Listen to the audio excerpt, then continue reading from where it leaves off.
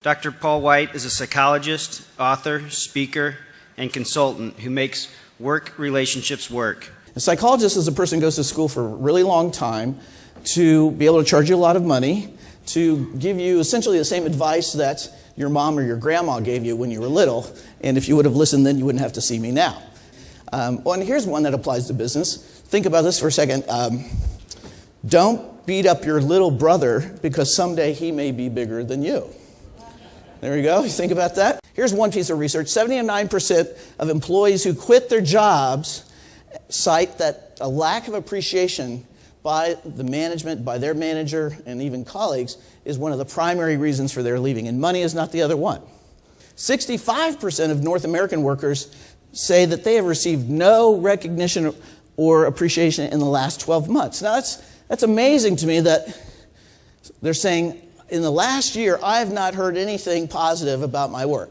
Now, I have to tell you, when I talk to business owners and managers, they say, well, it's not my people, because I tell my people I appreciate them and they're good workers and all that.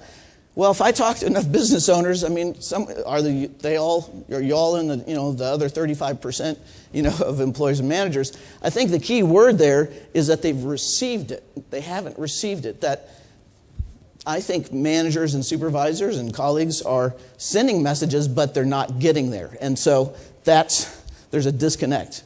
The challenge is that employee recognition programs and other things that we've tried haven't worked. And I understand that. It's not that you all and your teams and management haven't tried, but we got to call it like it is, sort of like Jim Collins says of, facing the brutal facts of reality.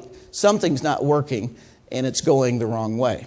So here's the baseline. It's that individuals are encouraged and motivated differently.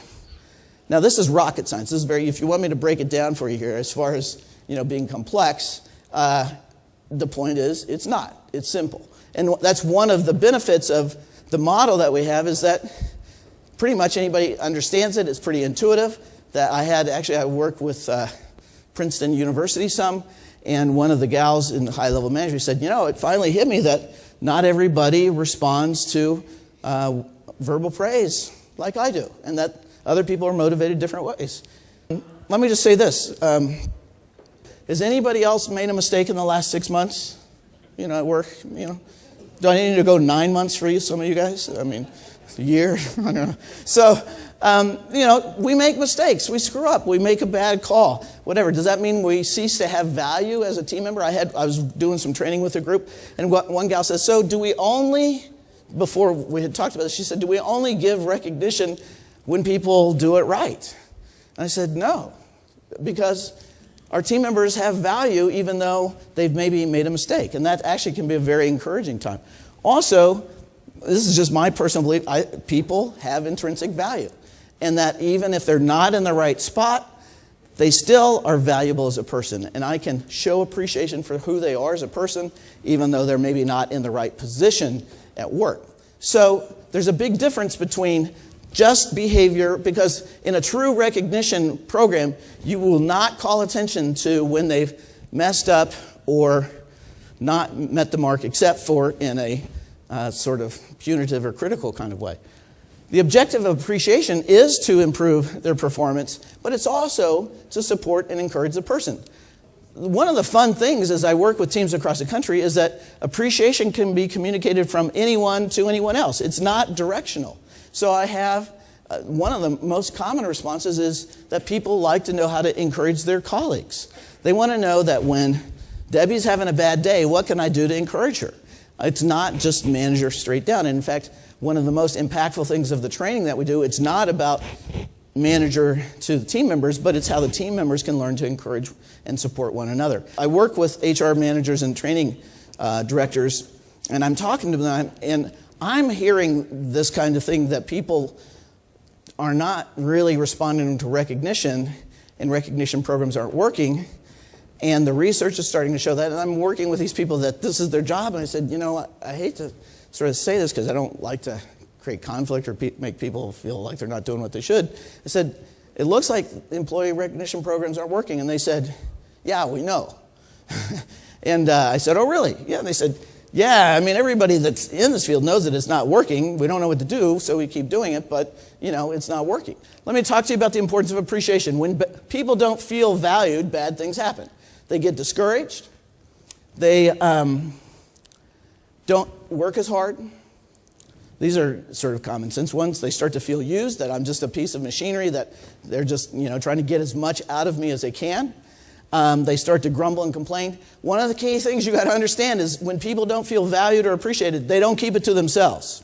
But the fact is that we absolutely know how to successfully communicate appreciation, and we've done so in a variety of settings: military, manufacturing, financial advisory, and so forth. Here are the core conditions for people to feel valued. They feel valued and appreciated if the appreciation is communicated regularly. Once a year at their performance review isn't going to cut it. Secondly, being expressed in the language that's most important to them. Some people don't value words. I had one guy say to me, Paul, I don't need to be told that I'm appreciated. I sort of encouraged myself. And I said, you're right. Later I told him he was right, because we found out that his language of appreciation was time. He didn't care what you said, and he actually told me later, he said, I grew up in a setting where if somebody complimented you, the next thing that was coming was an ask. That they were setting you up to get something out of you. And he said, so when somebody gives me a compliment, I have sort of this defense that goes up. And that doesn't matter. What I found out was time. He happened to be a coach, and if you went and hung out at practice with him, he got all jazzed, and he was excited to see you, and he'd tell you about what's going on. And he felt like you cared about what he was doing in his life. We have to do it individualized and personally. Group-based kind of stuff is an okay starting point, but if you want your people to feel valued, you've got to know them and communicate it in a way that's meaningful to them for what they have brought to this situation.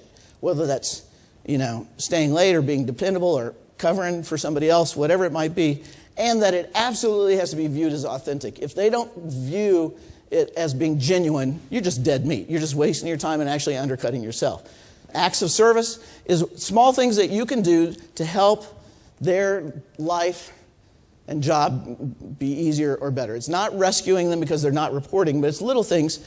And I'll just tell you, the number one request in office settings is help my computer work right. Okay? Now, when I spoke at Microsoft, they're like, how could that be? We're here for them. Actually, we found cross-culturally, we're using this cross-culturally, and we found that a pat on the back is the most commonly accepted act of appreciation. I was working with a group of gals who were leaders in an organization, and they said, 2 pats, no circular motion. So, when people feel like what they do matters and other people notice, they like to come to work more. They also come on time. One of the key things that we know is we can reduce tardiness and we can reduce absenteeism. Absenteeism can be up to 30% of payroll costs for organizations today. 5% of the workforce don't show up in the United States every day unannounced. We can decrease staff turnover. You guys know how difficult it is to find and train new people. We can keep people in the doors and part of the team successfully. We can diminish tension and conflict.